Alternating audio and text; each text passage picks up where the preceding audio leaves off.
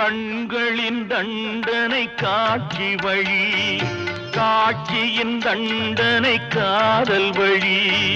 கண்களின் தண்டனை காட்சி வழி, காட்சியின் தண்டனை காதல் வழி. காதலின் தண்டனை கடவுள் வழி.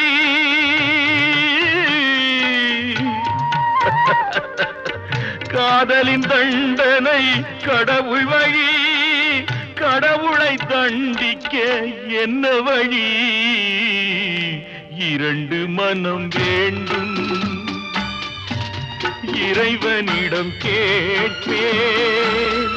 நினைத்து வாழ ஒன்று, மறந்து வாழ ஒன்று. இரண்டு மனம் வேண்டும்.